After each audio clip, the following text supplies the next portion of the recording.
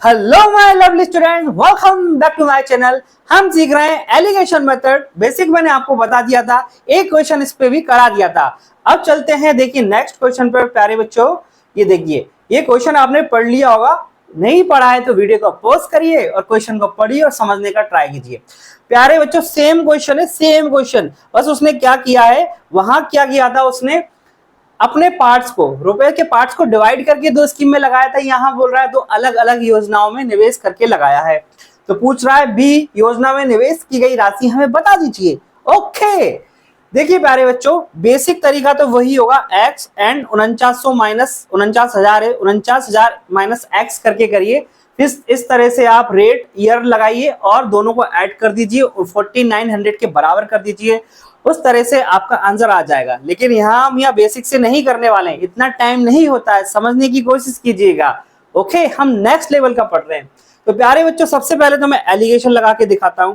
अब देखिए टोटल हमें कितना ब्याज मिला है प्यारे बच्चों, हमें ब्याज मिला है टोटल 4900 एक साल में। तो इसकी रेट निकाल लेते हैं, ओवरऑल रेट क्या आएगी, क्योंकि बीच में तो ओवरऑल रेट ही आती है।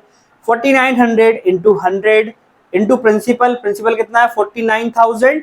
ओके, एक साल का है। तो देखिए ये से 10 बार कट गया और ये 10 बार, यानी रेट आ गई मेरी 10%। कौन सी, ओवरऑल, यानी कि 49,000 पे 10% की रेट लगाऊंगा तो 4900 रुपए मेरे पास आ जाता है। ये ओवरऑल रेट है।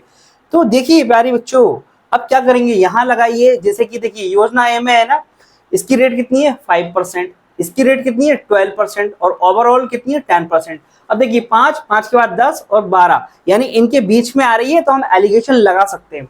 इन दोनों में बड़ा कौन है, ये बड़ा है, तो 10 में से 5 जाएंगे 5। इन दोनों में कौन बड़ा है 12, 12 में से 10 जाएंगे 2, यानी 2 और 5 प्यारे बच्चों प्रिंसिपल का रेशियो आ गया। 7 की वैल्यू कितनी है प्यारे बच्चों, 7 की वैल्यू है 49,000। ध्यान रखिए, जिसकी वैल्यू दी होती है वो नीचे लिखते हैं और जो वैल्यू दी होती है ऊपर लिखते हैं। और इनटू किससे करते हैं, जिसकी वैल्यू हमें निकालनी है बी में निकालनी है, यानी कि प्यारे बच्चों 5 की वैल्यू हमें निकालनी है। तो कितना आ जाएगा 35,000 मेरा आंसर आ जाएगा। अभी देखिए, अब हम सीखने वाले सेकंड मेथड, सेटिस्फैक्टरी मेथड। वो क्या बोलती है, देखिए अगर प्यारे बच्चों यहां देखिए 5% एंड 5%, मैं क्या लॉजिक लगाऊंगा, इसे भी 5% दे देते ना, ओवरऑल का इसे भी 5% मिलता तो कितना होता प्यारे बच्चों, 49,000 का 5% कितना बचता 2450। लेकिन हमें कितना मिला है टोटल ब्याज 4900। ये अंतर क्यों आया, ए भाई बोलो बोलो, अपना मुंह तो खोल लो। ये बात समझ में आ रही कि नहीं, समझ में आ रही हो तो एक जोर से कमेंट में यस फेंक के मारिए। ओके, तो प्यारे बच्चों ये 2450 के डिफरेंस आया। अभी क्यों आया, क्योंकि हमने यहां देखिए इसे भी 5% मान लिया था, 7% का डिफरेंस आया। 5% जब हमने रेट, सॉरी 7% जब हमने रेट करी ना, कम की, तो 2450 मेरा कम ब्याज मिला। ओके, तो ये बात समझ में आई। यहां और यहां 2450 का अंतर आ रहा है, क्योंकि यहां भी हमने 7% रेट कम कर दी। तो कम कर दी तो ये वैल्यू किसके बराबर होगी 7%। ध्यान रखना प्यारे बच्चों, कंफ्यूज मत होइएगा, लास्ट वीडियो में भी देख सकते हैं आप। ये 2450 की वजह से आप कंफ्यूज हो सकते हैं। ये 7% किसके बराबर है, इन दोनों के डिफरेंस के बराबर।